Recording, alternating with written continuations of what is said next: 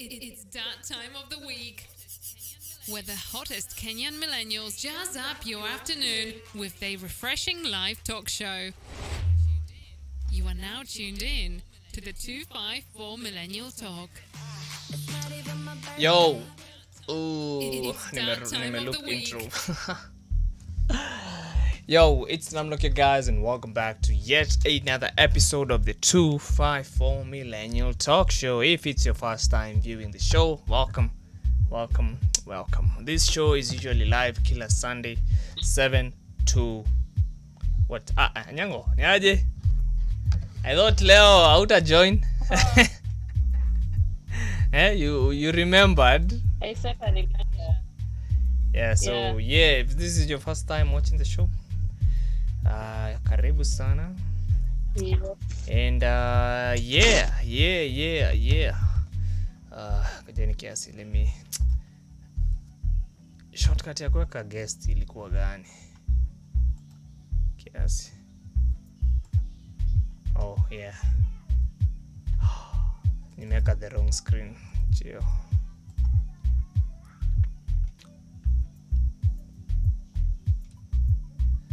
Alright, again, so if you want to be a part of the show, maybe you're interested in participating or being a co-host, Discord is the platform we use. Okay, Discord. So the link, anything you need to know about like joining the show, future shows, because obviously everyone here cannot give out their own kila mzee peana contacts zake. So yeah, just join Discord, be a part of the show, join our server. Let me just do a desktop display of the server itself. Just join the server. As you can see, the server is lit, has a couple of guys in it. And so let's go back. So leo tuko na course. Wengine join tukiwa katikati ya shows. Sijajua and what's up with this app leo? It was set okay. Give me a few seconds. Fix this. What is this? What the hell is this? Okay, that's weird. Why do I seem cut off this app? Anyway, yes. Anyango, unaweza unmute mic sai. So yeah, she's been here before. She was here the first time you saw her. She was here on the show that Kenyan YouTubers. She's one of the YouTubers. Umekuaje lakini? You been good? Yep. You? I'm good. Kuna mambo mingi. Curfew iliongezewa obviously. So that is even what we're here to talk about today. Yeah, in fact that tuanze leo maneno ya curfew because that is what imekuwa before tuende hiyo ya like the police brutality in this country. We should talk about curfew. What's your take on the curfew? Do you feel as if curfew inafo iachiliwe like inavyo kuna for lockdown inafo end? Hapana. Me have been for lockdown to end because it was either lockdown ama curfew, like what is the hours ama this is the hours, and I'm happy at least lockdown haikutolewa, but curfew wali reduce ama increase, but technically it's the same amount of time. The last time ilikuwa okay, kuna mzee niliona alipost kwa status that all of them, like even the previous curfew in equate to 10 hours, because right now it's extended for 30 days. But I think better because you sort of kufika nyumbani by 7 is so hard than so many people. So at least now there's extra time, watu wanaweza jipanga vizuri, by 9 wakue home and everything is sorted. Because typically like ile saa yenye wase walikuwa wanatoka ofisi ama hata shule ni around 6, si ndio? Yeah, so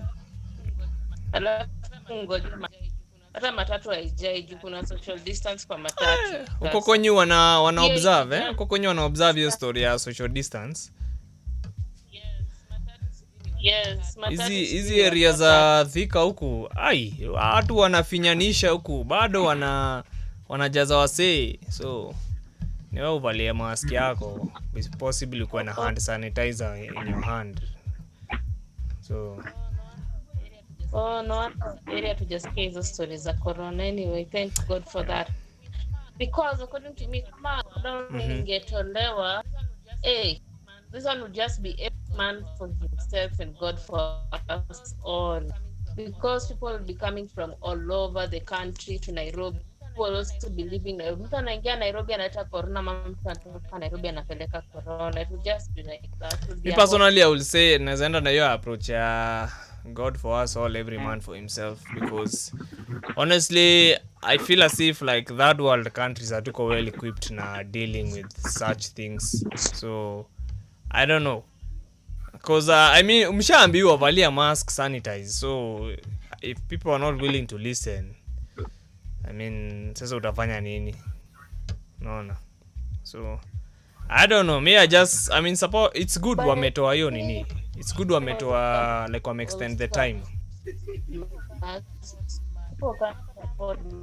Unapata mtu amenunua tu ile ya 100 na una break off, I think, I don't know, unatumia simu,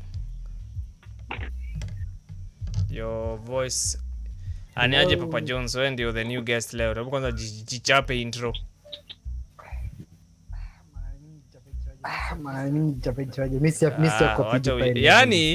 Yani kwa vida wewe ni YouTuber hata wewe ni nini? YouTuber hiyo kazi Ilikulemea juu ya nini? Najua tu. Banda hapo there was a break even. Kwani uko hapo kufanya kaa biz mzee? Ukiwa Kenya YouTube ni nini? YouTube ni hobby mzee. Unajua mazee content yangu ni gaming na nini. Sana game less like 100%. Ni gaming hata I don't think there was anything else ulikuwa unafanya other than gaming. I used to do vlogs, but those are countable compared to the amount of videos on your channel. See, those videos are hapana wewe acha kunichomea. I did vlogs. Nisikuchomei. Ya SGR, then nikafanya ya unboxing. I did quite a few, then nikasema acha ninge tu na kina James Karano, then nikafanya tu hivyo. So I know Papa Jones alikuwa gaming YouTuber, kuna busy ya PS pale Coast. Wenye wako Coast. Wewe kwanza unakaa Coast area gani? Mimi naishi huko ghetto bana. Sasa unajua promote busy yako. Unajua hizi unaweza pata kuna msee anaocho hiyo side yenu. Okay, chenye mu ufanya is okay, let's say I'm a jack of all trades. Kwanza I run a gaming lounge, then second I do rentals for the gaming machine kama sisi kwa kuna corona, so sikubaliki watu wakuja cheze game, so naomba tu wachukue then na ban movie, and now I also says in what's the latest movie unaweza recommend kila mtu aende watch? Kuna hii series na watch inaitwa Space Force. Netflix is really nice with ni yule jamaa I think ni jamaa wa The Office is the one who's the main actor. It's an actually interesting comedic series of guys like I don't know America wameamua kutengeneza a force like a space force like a military. Unaweza type hapo kwa comment section watu wataenda kucheck. Ama utaandika tu hapa kwa Discord na type hiyo sasa. Tu Sugar Snow Milk kameenda wapi? Anaona mic yake iko muted. No, I'm around. Nakuaga always chill. I'm around. Anyway, yeah, so what's your take on hii maneno ya nini? Lockdown. Do you want the lockdown to end? Now that it was extended, which I mean that's not surprising. We all saw that coming. So I mean, if they're extending it and they like are working on something, but it makes sense. But if it's just extending it because they can, then I don't know. That's a valid point. I actually had not even thought of it that way. Because if they're putting everything to a stop, and there's no progress and nothing like that, so what really is a need? Need just a waste of time. So, but it also helps. So, as he said, it's okay, and at the same time, it's both, right? Opening and not opening. There's nothing But wrong when about there, it. these numbers are rising like fucking crazy. Like site tumefika, I don't know, 2500. I mean, is the lockdown really helping? Hata Kagwe akikuja hapo anatudanganya ati those areas that Sasa wewe kusema 5 so na America wako 1 million. Check it, that's a big country, man. That's a big country. Hatuko on the same level. Lakini sikia, hizi numbers zina rise hapa mzee. So mimi nakwambia zita rise hadi ile point zitafika tu zianze kushuka. So I don't know. I really honestly do not know because the lockdown is doing more harm than it's doing good. So unajua mimi naona okay, to be honest I don't feel kama chenye Uhuru amesema ama amefanya ni mbaya. Hii kitu in the serious. Unajua ikikufikia like a family friend or a friend ndo utajua lakini mazisoma even if it's a family friend or a friend, you have to take responsibility of your own health. Wear masks, use sanitizers whenever you can, because I think what should be done, like I think hata nilikuwa nimesema hivyo before, there should be more strict enforcement on sanitization measures. So vitu kama mask nashika mimi acha nikwambie mimi biashara yangu imekuwa ikioperate kutoka day one corona imekuwa. Guys wamekuwa walikuwa wanachochana like open na maji na everything. Okay, before uingie wash. Saizi is business as usual. Watu wamekaa tu hizo vitu hapo. Unaona? Unapata hata kuna maji. Watu like hata mimi na feel so embarrassed because naenda pahali na feel too I have to go before niingie lazima nioshe mkono because I'm like fuck this shit now I can't do this. Watu wengine wanaingia tu like umekatio best hapo nje for the county people waone like ujamaa. Unaona that's the problem precisely. The lockdown is not really helping because watu hawafuati hizi measures hata mchana. So when is the virus spreading? During the day. So is the lockdown doing anything to help? No, it's just hurting businesses. The last time I was in a supermarket, kuna supermarket nilikuwa nimeenda hapa bypass. Niliingia nikaambiwa hiyo super wezi ingia, hakuna like haungeingia bila kuosha mikono na kama una mask, and then lazima ungepimwa temperature. Unaona, at least sasa hao wanajua the importance of Naivas ilikuwa supermarket tu ingine tu ya petrol station ilikuwa. Hata si supermarket ati inajulikana. Ni supermarket tu hizi reja. Unaona? Na unaona na wako keen.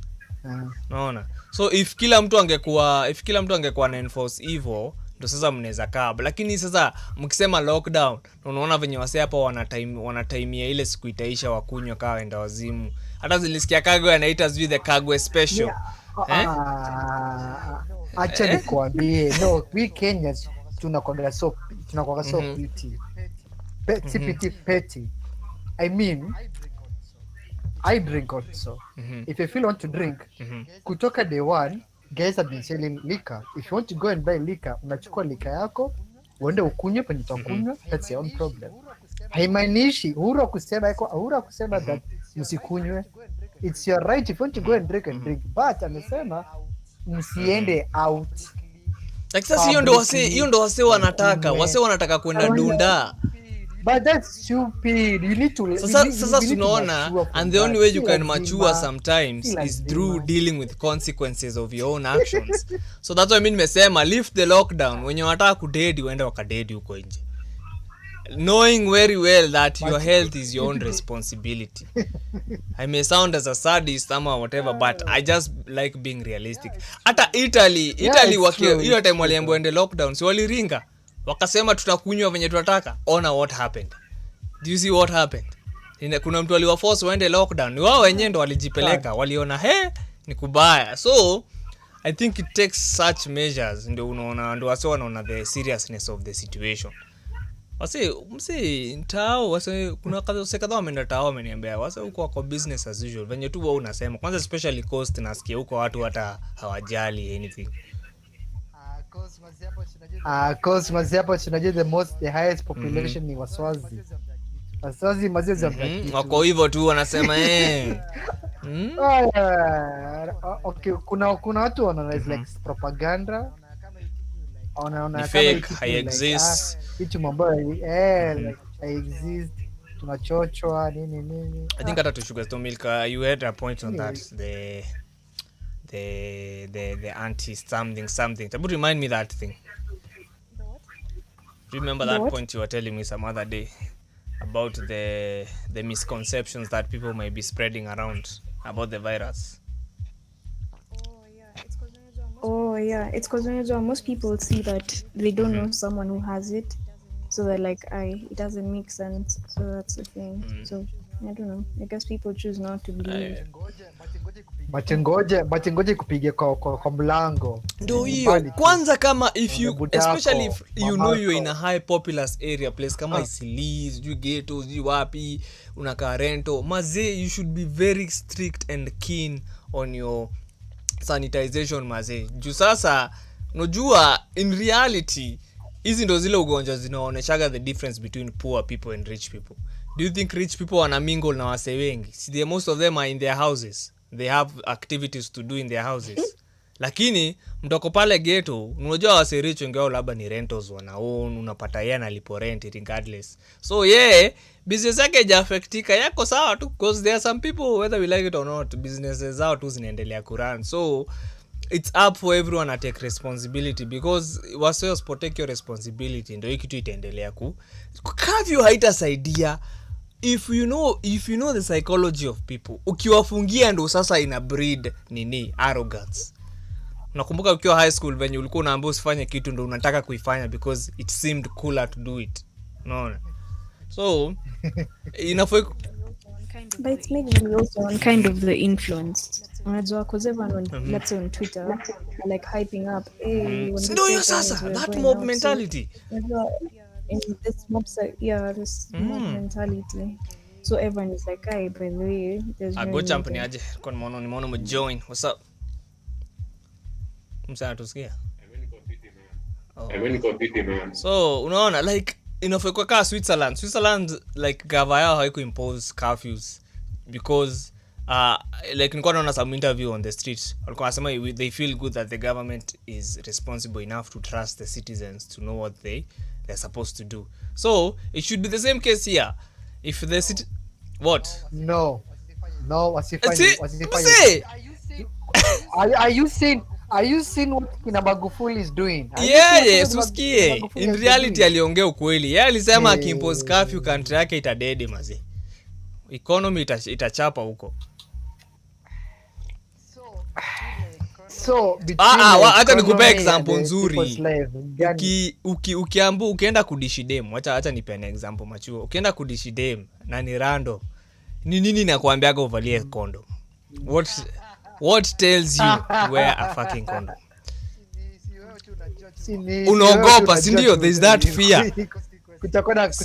Ndio, there's that fear. Either ball ama ukedi.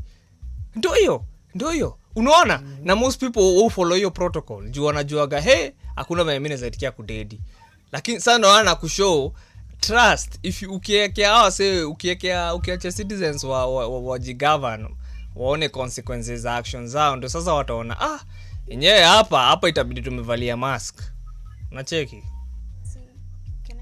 See, can I also on that point also umona like how the youth wasn't really involved about vitu of politics and all, and the government okay, not as much, but I mean not as much, but now wanaona like it's touching them, like on this police brutality thing, the ones they wanna speak up the most need the youth through the social media and all that, as in to take hadi like our silence, we were silent and all, hadi sasa ndio to touch, ndio sasa people will act on it. Most people are in their comfort zones until sasa the tragedy comes to their doorstep. Wanaona okay, if you don't speak up Yeah, so unaona, like our problem is we stay silent until it touches you, and then sasa ndio But what I react said to Mimi it. is a The same way I think we on that talk point about what I it. said is a phenomena. There is a study that was done some time ago where in a show that the more people are more comfortable, like in fact the people who created the internet wali predict that ita breed echo chambers where people watakuwa looped in their own circle of information such that wase watakuwa easily challenged in whatever they believe, unaona. So what happens is because a lot of people are in their comfort zones, unaona, high inspire changes, unaona. So the study that was done was the revolution ya Iraq na revolution ya Egypt, and the main like equivalent factor yenye ilikuwa ina happen in both scenarios ni the information was turned off, so ikaforce wase kwenda kwa streets ku protest. Egypt, the real revolution began when the internet was cut off. To sasa wase wakaona okay, hii kitu imezidi, sasa tutoke. So unaona, so as much as tunazongelea hizi vitu on social media, it also takes wase kuko on the ground wana stand up for like easy vitu, also wanna protest and all that, like this George Floyd stuff, which brings me to the other point that we were supposed to talk today, maneno ya police brutality. Kwanza huku unajua these US guys hey, hata to in reality yao ni it's a minor case. Huku the way the police treat people here like shit. If they were here, I'm sure ungekuwa na protest daily. Ama nyinyi mnafilaje? Do you feel as if police huku wanakuaga, are they worse than the ones in the US? Ama I mean, they're all the same if they're killing people. Actually, yeah, US ndio mbaya. uko sure? Ndio mbaya sana. Unaona venye ukwaze utandiko Iko I'm so like US iko very extreme. Like kuna venye unaweza negotiate your way out. Hapo uzuri, you can know I don't know how to explain it. Huku ni Here they can Oh. profile you. Here Huku ni locally they pesa, can man. profile you, yes. But there's a way unaweza negotiate your way out kiplani.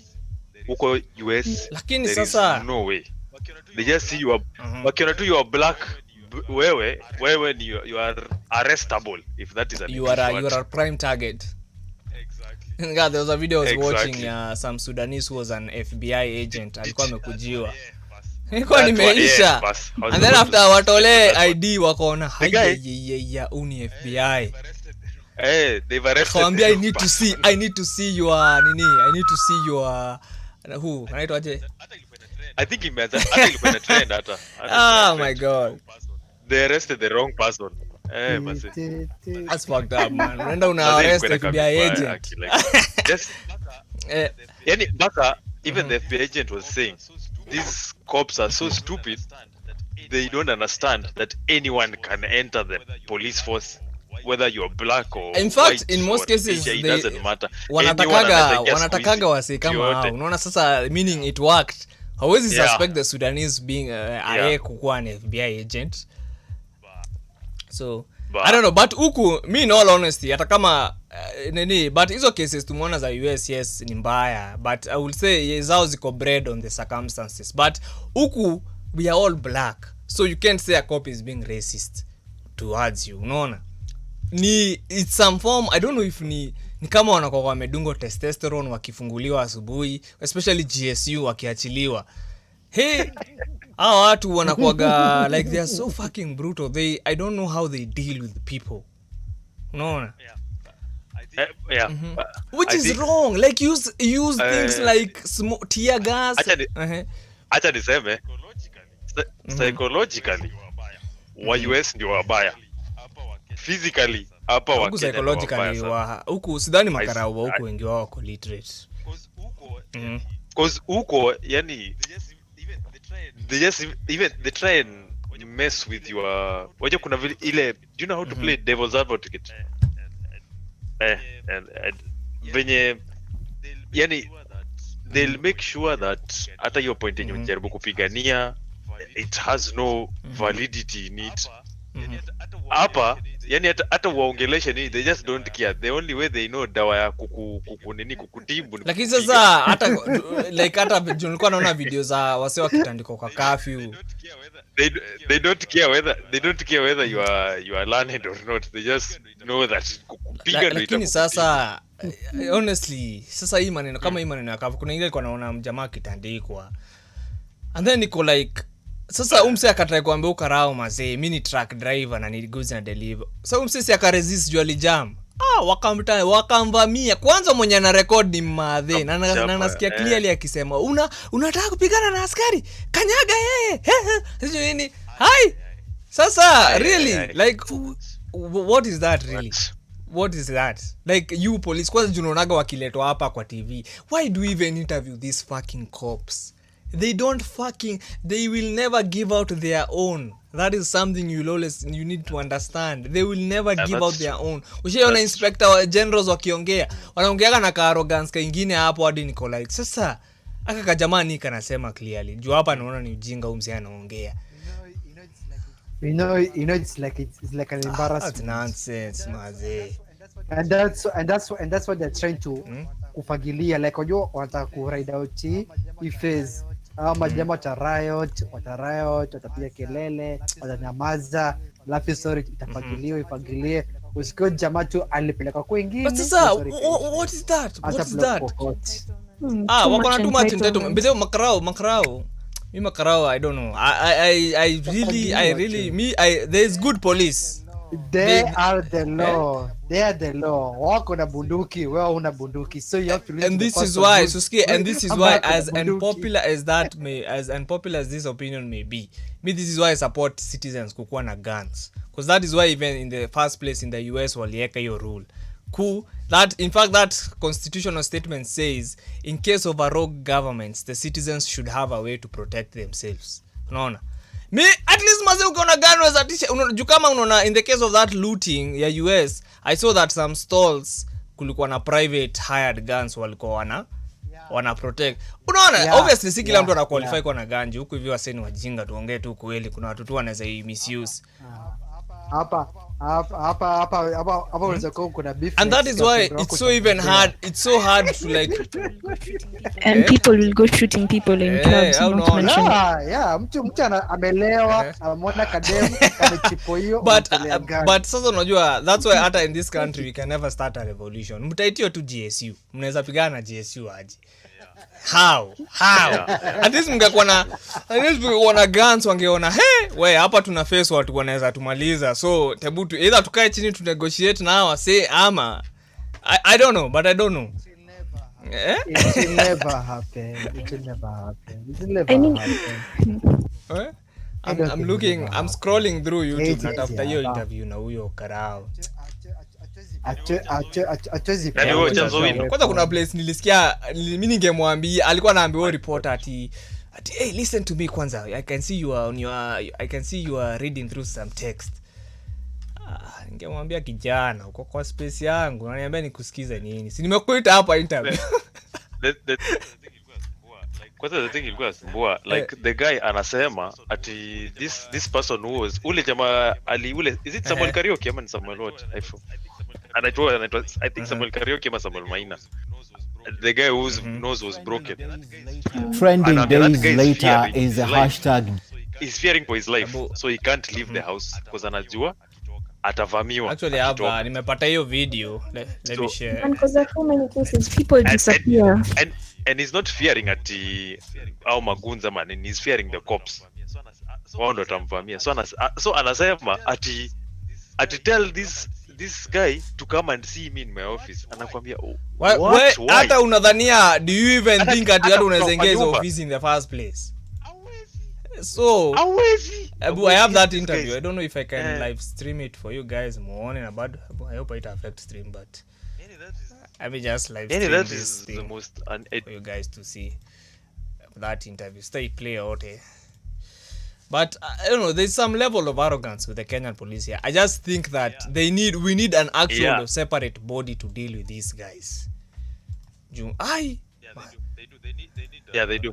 They need They need a way to be oversight. contained, because I do not support. Nime live stream hapo, you can unaweza click watch ni play. Mnaona hapa Discord nime live stream the interview itself. Haijanipea notification alert. Try and make sense of what's happening, because these are questions that you have been asking, and we try and get you the answers. But before I ask you a direct question as to if you relate or if you can agree with the numbers that have been presented by IPOA, Samuel Maina, I know you saw him on social media, or perhaps it's got into your office. The gentleman whose nose was... I think in a share the other screen. Wait, let me fix that. Okay. Just give me a few seconds. What? Hadi sasa bado inaona screen yangu? Sawa. No. Now is the interview. Sawa. He's broken. He is afraid. He is essentially hiding. He's seeking for assurance that he's indeed secure, because he claims the people who assaulted him are actually known to him. Can you assure him of his safety? First of all, as police, we have very clear mandates. Our major mandate is to protect each and every individual, lives and your property. And that is why both of us are here, comfortable, seated and talking to people. There are police officers outside here doing a lot of work to protect all of us. The position is very clear. Before 2010, before the promulgation of the current constitution that we use, around 2004, as a police, we came up with a strategic plan, which was to run between 2004 and 2008.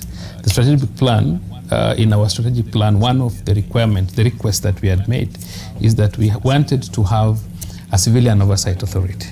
The reason why we wanted a civilian oversight authority, which now we currently have, that's IPOA, yes, is because many a times when we investigated cases, and maybe we generated police officers who had not committed an offense, people would say that police are investigating themselves. I'll give you a very simple example.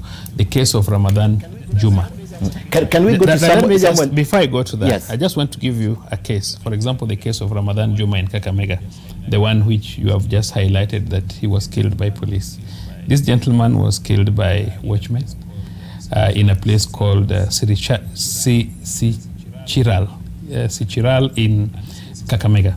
And this case is pending before court. Yes, IPOA went there, but they have so far withdrawn the investigations. It was a very clear case. The guy was killed by watchmen, and they have been taken to court. And we have quite a number of cases. And you see, that one has no controversy because IPOA investigated. It's a straight case. And withdrew it. Yes. Now, for the case of this gentleman, yes, someone, I don't understand why he fears for his life if he has been beaten. You know, we have no duty to protect any police officer who misbehaves or who decides to go against regulations. We treat you like any other criminal. And I've always said that we are a very large family. We are a family of about 120,000 police officers in this country. And remember, Mujungu, these police officers are not coming from anywhere. It's just your brother and my brother. Okay. And sometimes managing individual discipline becomes a bit tricky. But we are working very closely with IPOA and Internal Affairs Unit so that we struggle to show each and every officer that if you commit an offense, if you undertake an act which is against regulations, then actions will be taken against you, including being taken to court, eventually getting jailed, losing your job, and so on and so forth. And I think this is an effort that all of us are trying to make, but we must be very careful when we are highlighting some of these issues. It is fair to highlight them, but it's also important for us to try to get results of investigation of each and every matter. Okay. Because if we are not careful, we may end up setting the public against the police, and yet the public has no other person or institution to protect them. But Mr. Owen, this is a direct question. This gentleman says he was assaulted by the police. Yes. And he fears because the people who assaulted him, who he says are policemen, are known to him. He has reported this matter. His concern is these people look for him because where did he report the matter? If he's saying he fears, because all matters are reported to police. To the state police. You see even these matters that are with IPOA. Ajua hata if you were to report the matter, ushaangalia, do these people even document these things digitally? How will you know that someone ali? Because me, I had a case of nikio high school, nilikuwa run over na mat. So what happened is ile siku tulikuwa tumeenda ku claim like nini do ya initoaje do ya yenye tulitumia like me kwenda hosi, tulienda tukapata the case was not in the logbook ni hiyo kitabu anaandikaga cases msiaki report. So like my mom was like, ai we kwani sisi unasema ulireport ide and I remember hata nilipelekwa na deputy hiyo siku na deputy. So sinikaavu kuitwa tena nenda nikaandikishe na kumkoko Karao alikuwa try kuni intimidate akiniambia ati na useme ukweli uliandika hii siku ulikuwa hapa. Kama mimi nakumbuka kila kitu. I think alikuwa try kuni why do people alihongwa na mwenye mat atoe kesi kwa logbook. So hata when this Charles guy saying at these cases, I think IPOA should be an office msi anaenda na book yoke, because hata I don't know, in the US you have a right to ask nini badge number ya huyo Karao ama cause sinasikiaga wakiuliza what's your badge number. Hata najua another thing is the courts here don't support video evidence. Unajua hivyo? Video evidence inakuwa so hard to be accepted in a Kenyan court. I was talking to a lawyer akaniambia that ni vigumu watumie video evidence. So sasa if you can't use video evidence, because some of these cases ni clearly documented na videos, if you can't use video evidence then what's the point? Naona. Plus anasema hiyo point amesema ati yes ati he brought up an important point. The citizens don't have a way to as in could report. I found that very no. There's that IPOA thing. Like if the citizens go against us, who else is going to we should be given Frankenstein aje. We should be given a way to me, I don't know. Like we should have like I don't know, cause me unajua hata venye amesema ati the reason a story tunaweza ongea hapa is because ati Makarao wako hapo nje na protect. Bull crap. Nataka kuniambia the society wanaelewa that order needs to be there. So hakuna venye unaweza leta chaos kwa society na society itikio ingia hapo. So in a way is it the police really, cause me hii hudi yetu tulikuwa na shida ya wizi kitambo. Lakini sasa after wase waanze kukue like na snitches, kuna snitches wao huandikwa wanalipagwa after wase kuwa na snitches. So anytime kulikuwa na some robberies, there's some people kumekuwa na cases of people being snitched around. I don't know if Go Champ alikuwa anajua hivyo. We Go Champ jamaa nilikuwa najua mmoja hadi sasa. Kuna masnitch. Sasa unaona huku kuna masnitch wameandikwa. So can we say ati ni police? Wewe hata before utoke huku ulikuwa unajua Makarao wa hii area.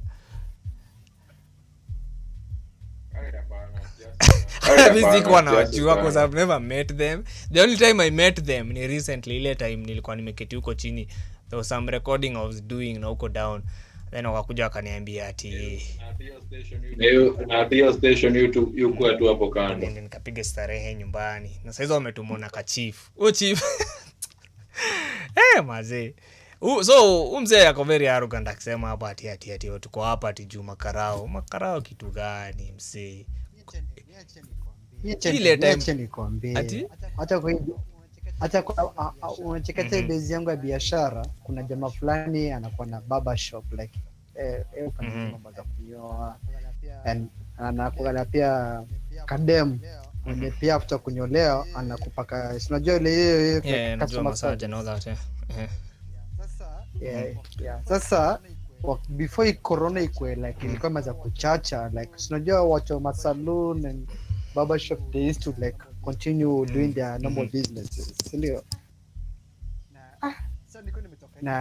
Sasa niko nimetoka nje kidogo, then nikakuja after 2 hours kurudi napata msee ako na stress. amekaa hapo nje anaongea na mabesti wake, namuuliza kwa nini mbaya? Anambia buda uko na bahati. Hapa makarau waliojana tu munispa. Ati kijana ati mbona unanyoa watu? Unajua kuna corona. Sasa anaambia mse, okay. Kama nikosha mkono nimekaa hapo nje. Mimi nimevaa mask. I have to know, like, unajua wezi nyoa 1 meter wezi ndio. So you have to be close, right? So jamaa munispa anaambia hataki kujua tunakuingiza ndani. Mpaka namwambia oya tunakuingiza ndani. Saa hizi. Na sasa Land Rover iko hapo na makarao kwa hapo. Sasa jamani, okay, the guy has been employed kufanya kazi kwa hiyo duka. Anataka kupiga hesabu. These guys anawaambia ati tudunge 8k isoriishe. Sasa najiuliza, corona imeanza, you are struggling kulipa rent and then sasa unajua hata ndo shida yao. Najua their problem is most of them are illiterate to a point. I don't think hata ukivalia mask unaweza wa explainia msee uko sanitized. Like I don't get it. Because unasema mimi nikamwambia msee mimi niko solo. So ananiambia nakula starehe wapi na mimi niko peke yangu. Unaona? So nilikuwa solo, nimeketi tu place. I was just doing some recording hapo ya environment. Nakuja naambiwa ati nikamuuliza unaniona na nani? Nitatoa corona kwa majani ama ni nini? Nilikuwa nimekasirika. Like sasa unataka kuniambia kuna mazee. So like I don't fucking get these guys mazee. They're so fucking illiterate. Hata mimi nishe kukujiwa pia mimi ndani ya business yangu. Around in the morning they just came in. Hata hakuna ameingia tu hivyo. I think breaking siege. Were you with us during ile LAN party ile ya nini? Yes, kimepotea. Wacha hiyo. Kuna ingine ile ya Parklands Sports Club. Ulinichapia story. You heard that story? The one I told you. These guys were so bad. Tumeingia hapo kwa gate. Yani profiling tu imeanza tu just from how you look. So wana tumeka na laptops because they know the only thing we are doing there is just okay. Sisi in our minds the management wanajua we're coming there to play video games. So the first thing tumeanza kuulizwa ati kijana ati nini umebeba kwa bag? Naambia ni laptops. Ati so what is this unajua kuna nini, kuna fununu ya terrorist around is this the contraptions you are using to communicate with the terrorists on the other side? Nilikuwa tu like this police is so stupid. Let me tell you something. I was like, the amount of ignorance. Most of them are fucking illiterate, mazee. Hawajui like the laws. Hawajui hata makara wanakujaga ziwa wanaingia kwa mata. Hawajui ufai kuingia kwa gari. Like that's fucking illegal. Bana. Like bedhe wacha nikuambie. Sawa makarao. Mimi unajua they operate on fear. You ufai kunaogopa mazika. Una date. We ambia mtu ukweli. Because me I think shata waambia story before. Nilikuwa nataka kuhandle juu unajua niko na G-touring inakuwaga like inaitwa gari ya Wakikuyu wengi uko nayo. Ile inakuwaga na some curved back. So sinikuwa tuna drive. Nikaona mse amenisimamisha from afar. Nikaona kamseka ananiambia simamisha gari kando. Nikaingia tu nikasimama nikashinda mseni anadai manzi. Akaangalia insurance and then akakuja akaona gari haina makosa. Akaniona na hiyo time ni ile time walikuwa wanataka kuenforce ile story ya military nini. Lakini nilikuwa na kinyasa, unaona? Nilikuwa kinyasa na turabu. Mzee akaniambia ati wewe ni askari wapi? Nikamza askari. I don't get what you're saying. Akaniambia see this is military nini? Kaambia it's a short. So unaona miguu zangu. So how does that qualify? Na nimevalia t-shirt ya black. How does that qualify? Kanzia hata sikusikiza, nilingoja maliza tu kuongea. Nika drive off juu sikuwa na makosa, nilikuwa na DL na everything. And then after amaliza akaniambia mimi nikaishia. Nikajua huyu ni sasa shida yao nini? And that's sasa unaona. Unajua shida yao makarao ni nini? Hata naona wanakuaga brutal. Shida yao ni wanaonaga like wakipewa orders unaonaga this is either an opportunity to kutoa stress na mtu ama kupata do. Two of those, either watakutandika ama utawatolea pesa, unaona. So and then it's like the system is so fucking convoluted. Even if you were to book a case, msay, by the time like, do you know how long these fucking court cases was gonna take because of lack of evidence? And they intentionally make it so difficult, like hawezi challenge your system, unaona. So I don't know, hata hiyo IPO wanasema that IPO thing they are saying wanafaa nini inaitwaje, I think it should be a separate body na wanafaa kuwa na like their own courtrooms zenye zina deal na police, like police pekee.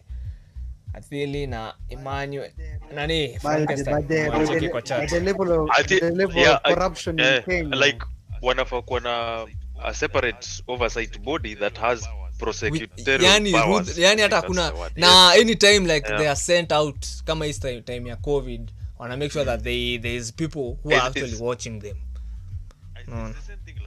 It's the same thing like integrity center. They have so many cases huko kwao, like evidences hizo they have so many of them, but the problem is hawana powers za kuprosecute kabisa. That's now kazi ya DPP, of which of course of which sasa now si unajua kama unajuana na DPP hiyo kesi itaenda imekufa tu. That's how now. But that's fucked up, because in all honesty, yes, there is a lot of brutality and deaths related to police here, and some of them act outside the law, which is not cool at all. And most of them are illiterate. I don't know what criteria they use. You mean wanakatu wakiangalia height sijui nini. I don't know what criteria they use when they are choosing these people. I don't even know if wako na life skill. By the way, the funny thing is even during that recruitment kuna discrimination when inafanywa huko, of like the military wakicomplain like kuna uhongano inaendelea huko wenye hawaelewi mbona wase wengine hawaingii. Sana. So nashangaa a shitty job and bado and also I think part of the contributor is the shitty pay. So wengi wao wanaona ni stress wako nazo. Anasema hii kiatu leo lazima itaingia mtu. Hii stress niko nayo lazima nirukie mtu. Hey, we are all suffering. I do not see continue to your stress onto somebody, and we are all suffering, you know. Wenye tumesoma, wenye hatujasoma, wenye tunaendelea kusoma, kila mtu anasema unaona tu utandika mtu na rungu. Ai wenye huko ngamsee. Hiyo ya watu why make sense. Hey, these people are fucking savages, mazi. Venye GSU wao wana deal na mtu. Niulizaje hiyo maneno nilikuwa nacheki ya ukahawa West, mjamaa kahawa West iliendanga msemo gani? Kitu alifanyia. Alikuwa amevunjwa mapua, alikuwa huyo mjamaa alivunjwa. Huyo mjamaa alivunjwa. Ndio huyo tulikuwa tunaona video sasa akisema ati he fears for his life or something like that. I don't know his case. Ndio nauliza au makarao kuna kitu alifanyia. Sasa hata the thing is hawaja mention on which police. That's also another thing. They don't even say how a broadcast kwa news sura zao maaskari. Cause by the hiyo hata ingekuwa inasaidia. They can't. Ndio msee akiona pending case kwanza anaekuwa in the public anasema ukarao akona kesi mahali. So ukibook complaint mazeju sasa unakaa US venye George Floyd huyo karao venye alianikwa mbio walibuliko wote hadi mwenye alikuwa like all of them that were in that area wote walianika, wanajaribu kuficha hiyo rada, wote walikuwa kwa hiyo video but nothing happened, and a lot of this thing is coming to light right now. I think tumefika pahali sisi as binadamu tumesema you know what, fuck this, no umeona hii movie inaitwa V for Vendetta. That is the current state we are as a Kenyan society. Police wametukalia hata we can't do shit. No we like I think we need something like that. Where one person can inspire change. Your movement, one person can just go and akiwamaliza tu one by one. He knows all of them na any injustices wamefanyia binadamu they pay for it. Athili anasema to rape state house. They do some wafanye some Batman justice hapa. Anyango amenyamaza Anyango ujaongea sana leo. Huyo ako hapa ama hata alienda FK ako. Wait, what's your take on this police brutality huko? Have you experienced it? Ama do you know someone who has dealt with like the way police wanakuaga huko? And not a police brutality peke yake, even discrimination. I can't say I've personally seen reality, but I see it on the media. I hear people complaining, even friends, stuff like that. Not the way the police can get ignorant and scared. Like, a good example ni kama kwa family. Unapata labda that one is more power, even if you're the one who is suffering na uende kwa polisi, the police unakatika unasikia katika ana break you should use your laptop. Tunakusikia unasema like yes ukienda kwa maaskari tumeachia hapo. For instance, like vile tuko hapa tu outside, you have a certain person, but that person is more powerful than you. Na ndio amekukosea. Ukienda kwa polisi watasikia nani? The powerful person. The powerful. Then also women and children have no voice when it comes to police. The only time police will come in for women and children is when it's something that's going to be on social media to paint them vizuri. But in so ni PR campaign wanapiga tu huku nje, hakuna kitu kingine. I was talking about this hapa nyumbani leo. The way they recruit these police officers ni kama tu watu wenye walikuwa wanapata sijui watu wana hope kwa hii maisha, wamekosa kazi, wanasema sasa wale tujaribu kuokoa askari. Acha tuone kama itatupea pesa. Nasikia hiyo ni investment nzuri sana. Tukiokota kachwani kila siku kwa hii barabara. And what? Nilikuwa naona they should raise the bar, like you have to have at least a gift to the police academy training and all that stuff. But nikaambiwa unajua mtu mwenye akona roho chafu akona roho chafu, whether alipata A ama D ama whatever grade, and that's true. But I think somebody who is at literate alichukua time yake shuleni will be smart enough that even if ni mtu roho chafu, they'll know very well that if I go and do this bad thing, I know it's going to come back for me. But so the problem comes when, and which is also a case like you've even seen young politicians, the problem comes when the systems in place already zimekuwa hapo for so long, the corrupt systems in place zimekuwa hapo for so long, such that even if a young person anaweza kuja on that there is something actually bad happening, eventually ana give in, anasema kama kila mtu anafanya hata mimi nifanye. Unaona? So I don't know. I think it's all about accountability. Because hata hivyo umesema like hata ukienda kwa askari, umenikumbusha ile kesi ya Bahati. Ilikuwa Bahati ama ilikuwa ni nani alikuwa busy wife yake alikuwa amerecord history ya COVID-19. Those let me remember. I don't know if ni Bahati ama ni Ekodita. I don't even know who it was, but bibi yake alikuwa amerecord like akiuliza penye bwana yake sio amepelekwa and all that. I don't know, and the way that askari alikuwa arrogant hapo, and then they came out lashing at that chick because alikuwa na record hiyo conversation, of which I think by the way ukienda ku report case tabu record your shit. That is the only thing that can save you against our say, because you tukishafikia lawyer, I think lawyer anaweza try away akusaidie. Unaona? I think audio recordings maybe unaweza pata zinatumika, but me video sijui because I've been to a courtroom a couple of times, and most courtrooms don't have a television, so I don't know. Recording inaweza tumiwa na inaweza playiwa back na recorder kitu ndogo ndogo mtu anaweza beba, so sijui. But me I would advise if you're booking a case, especially dashcams, kwanza kama una deal na karao kwa barabara, dashcams ni vitu important. Zinaweza kusaidia sana ku nini, like tuseme maybe unaakiziwa sijui huko umelipa insurance and all that. If you have dashcam footage to counter that argument, I don't know. And also I feel like we should encourage more video evidence, cause hiyo ni kushika msee red handed. Unaona? Cause kama hiyo George Floyd ati nilikuwa naona senators sijui ni mgani, sijui ni senator ama ni mkubwa sijui prosecutors and all that akisema ati we cannot kwanza start a case because this is a protocol. Niko like protocol gani? The video is fucking there, man. Like clearly this guy is killing this guy as we see. Unaona? So ingekuwa ni mzungu. Trevor Malinda ni aje mse? Ingekuwa ni mzungu. Kitu nimenotice, acha nisome ni Athili anasema nini? Kitu nimenotice, most of the male teachers in my school were polices at a point in their lives. Trust me, these teachers are useless individuals. Kwani ulikuwa unasomea shule gani hiyo? Utumishi. Unajua kuna shule inaitwa utumishi. Unajua? Walai. We shule. Walai kuna shule inaitwa utumishi. Stories about. Iko. Mazi that school wewe. Wow. Hiyo shule. Imagine kuambiwa na karawa asubuhi mazi. Hiyo ni shule ya military hiyo yake.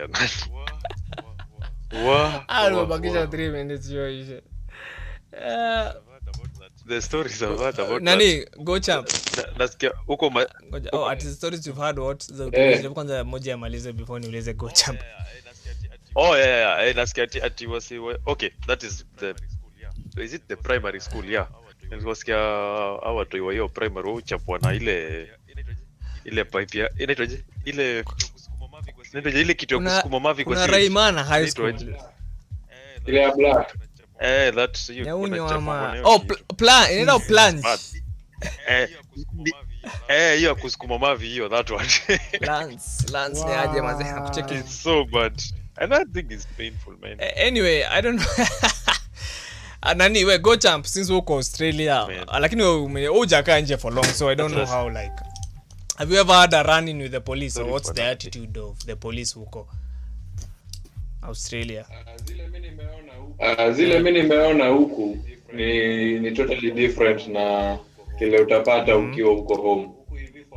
Juu huku hivi for one the response time yao inakuanga like a matter of seconds. Kama kuna time umekatika kuna time Asama kuna time kulikuwa na an accident hapa tu nje ya mali nakaa. Believe you me before nishuke juu nilionea kwa balcony.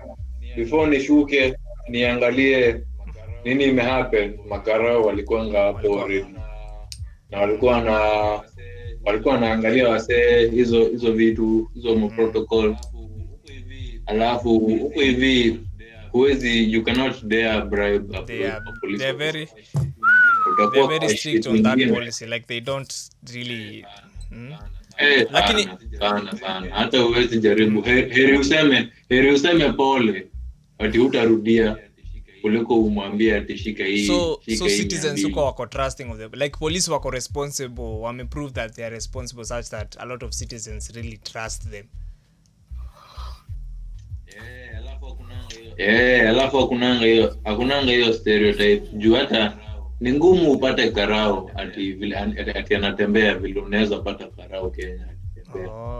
Most of them are in cars. Juu unajua huko hivi most of them ni patrol officers. Na hata wao wanakuwa na hizi random checks. So unaweza kama una drive unaweza kuwa pulled over au kufanyia drug test. That's fucking cool, man. Si ati watakuharas. Kama hauna kitu wanakuachilia tu unaenda. Juzi kwa random. Ati Lance anasema hata wakipata kitu si ati watakuharas, ati wakutupe kwa gari. Ni vile tu kuna konga na fine. So utaandikiwa ticket na utaambiwa ulipe hii fine na hii fine. Ama uachilie tu na warning. Waambie usirudie hivyo tena. Lance anasema bado hatujakuwa oppressed hapa, in my own opinion. If we had tungezusha. Tunaishi a sort of it doesn't affect me or someone I know seduce. Okay, sishika hiyo point vizuri. Nasema ignorance. I think hiyo point nataka kusema ni wase wengi wako ignorant. Kuna kitu mimi huona na mama kara wa Kenya, lakini sijui kama imesemwa hapa sasa zile. Naona gani? Unajua ukiuliza watu hii what they aspire to be.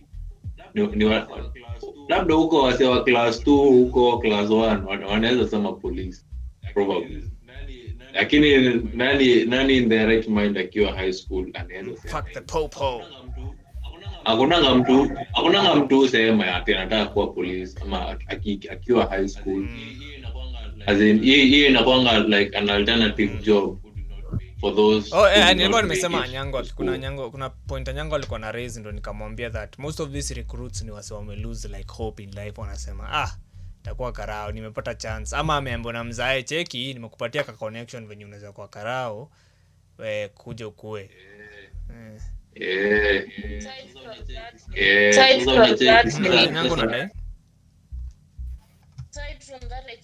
Aside from that, I keep hearing that when athletes retire, they go and become stars.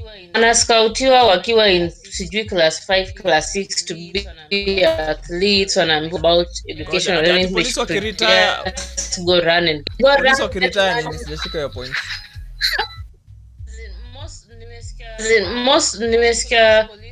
Most of this police unapata ni former athletes, like mtu time yake ikiisha huko as an athlete anakuja na kuwa polisi. They don't have education and the what is it called, and kusema what has our government ever done for our athletes? Does anybody even know why Conjestina ended up the way she is? What has our government ever done for them?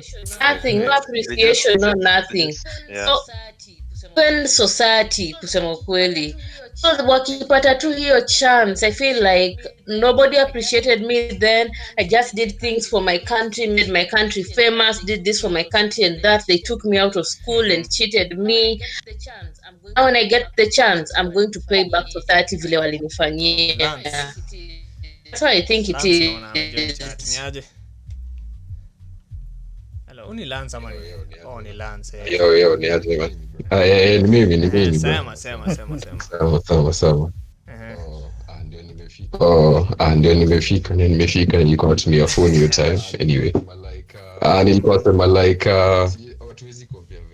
hatuwezi compare venye tumekuwa oppressed na venye let's say the blacks wenye wako majuu. So do you think imekuwa ikiendelea for like centuries bro, centuries. Sisi hapa yote tulikuwa oppressed itenza British. Like unakumbuka? Unajua bado kulikuwa na hiyo racial divide. Unakumbuka Mau? Ndio ilikuwa the shit yote unaona. But sahi like nikaa tumesahau kila kitu tulipitia. Sasa unajua sasa ni sisi tunajigovern us against us. Police. So hakuna, it's not really easy kwa hiyo divide like there's who is no for us and who is incentive against us. because we are dealing with our own people. There's no incentive for a lot of people to exactly. Lakini incentives zikuwa pushed na like let's say venye politicians would divide like along tribal lines. Nacheki hiyo ndio wao tumia, lakini si, if you look at it, see ethical in a way. So as much as like was one as a protest against nani hiyo story Black Lives Matter, I will say that yes, tuko Kenya, we acknowledge the fact that black people in the US are, or just countries that have a lot of white people are facing racism. We also need to acknowledge that we have a problem here. So as we are raising the George Floyd issue, we also need to raise the fact that we are also experiencing a couple of issues with the police. Now it's not only Kenya, all African countries have problems with the police. So it's really up for us like as citizens to take your responsibility on our own hands to make sure that msee akienda kwa polisi ana feel confident that atasaidiwa, and sasa tunaenda tu kumwambia, because most of these people watu ku report, most of them are arrogant, hata wakusikizi kwanza ukireport like things. That's why things like hata kuuza second hand phones which are stolen inakuwaga a very big business huku, because police don't really take tracking your phone seriously, unaona. So it's such small things zenye tuna underestimate ndo zinaenda up kubite us back. So I feel as if it's as much as tuna support your story of Black Lives Matter and all that, see George Floyd pekee, a lot of other black people when you're dead along the way, I will say that we need to first of all deal with the problems we have locally ndio before to support our sewa nje, because if we ignore the problems we have and tuna concentrate na za wasewa nje, it's not really helping us, because huko ni America, huko wanaweza resolve issues zao, lakini sisi tutarudishwa back to reality, to the country we are and the problems we are facing, because in reality hapa hakuna mtu anaishi US, ndio no, like hakuna mtu anaishi huko US. So like we have, if unakaa Kenya, it's just your responsibility as a citizen, like to make sure that your country is better, no, like live a place better. Ataka unaweza maybe pata opportunity to ende nje, live your country better than you found it.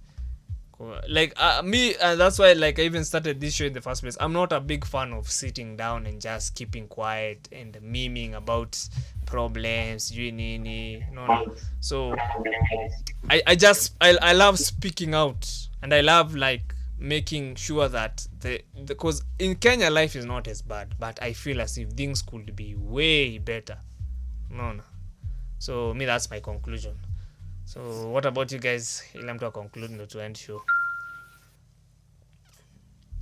Karano, what's your conclusion? Ama uko sawa?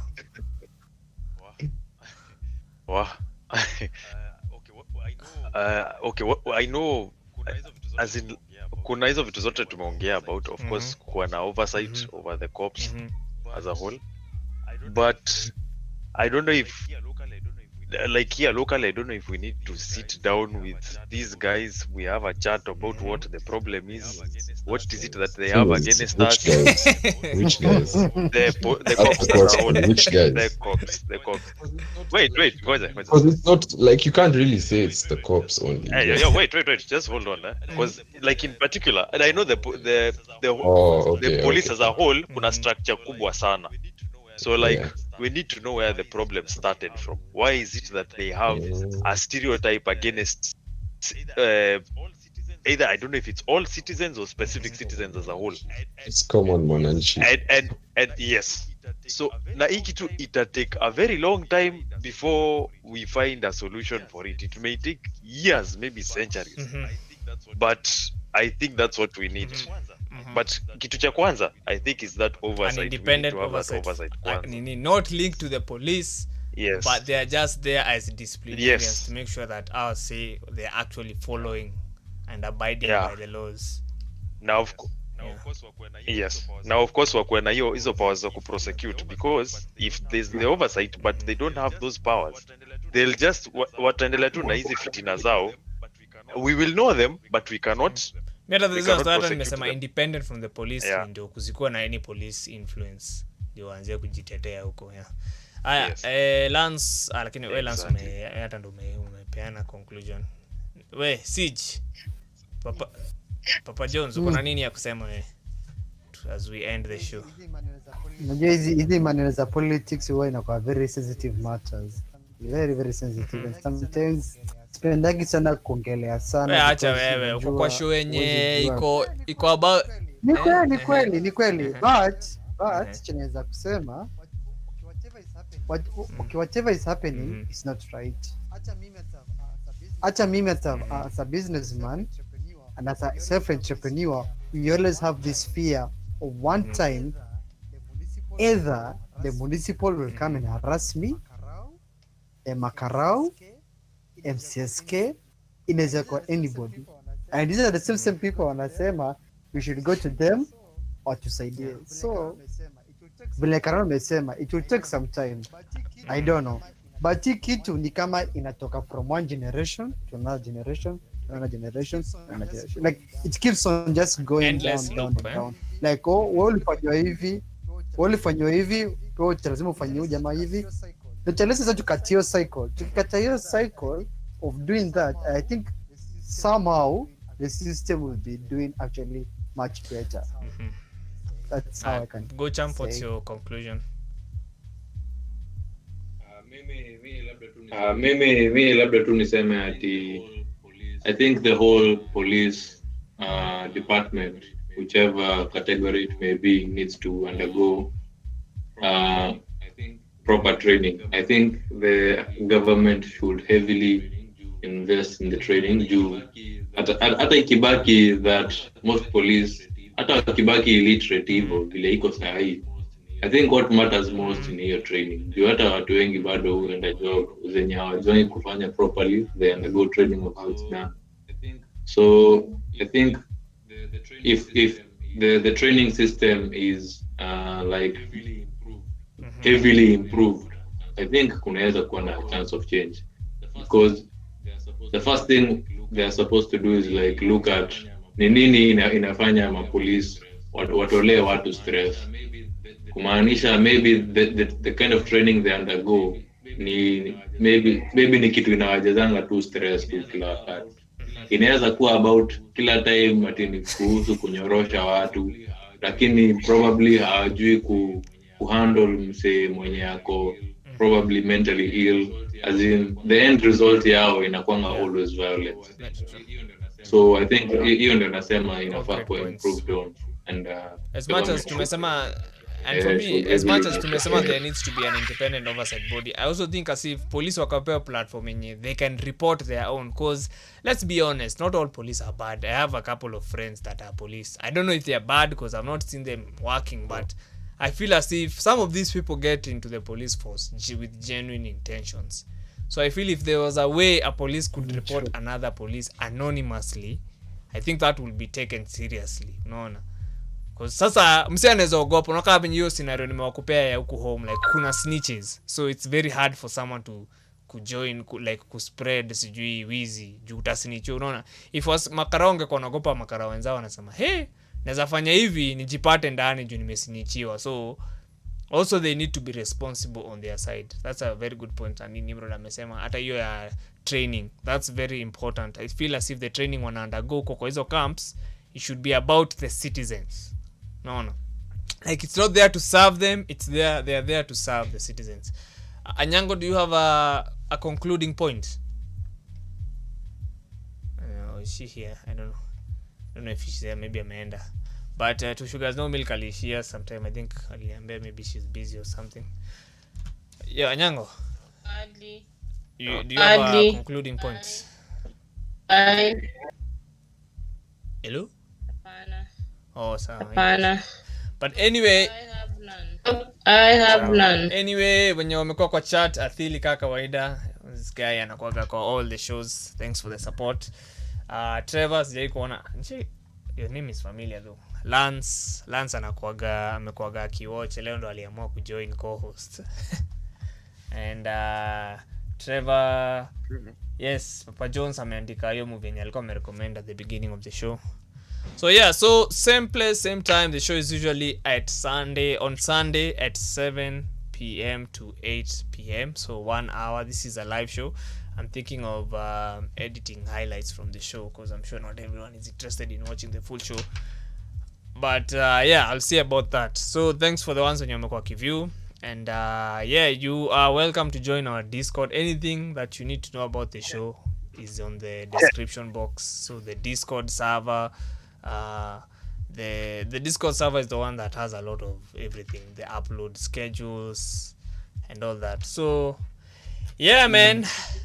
Next time tupewe kachai. Kachai kuni chai inapita through fiber optic. Ni chai chama. Tika chai inapita through internet. Aktadan anaingia tukifunga show. Salimiana wewe before tuzime. Ero habari yenu. Ningependa kutuma salamu kwa garage.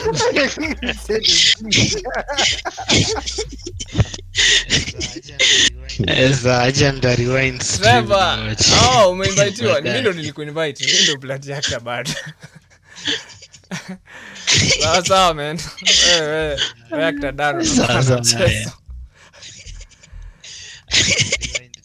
Agenda rewind ni wacho baadaye. Anyway, yo, peace out man. Sawa. Okay. Sawa. Wasee, tutaonana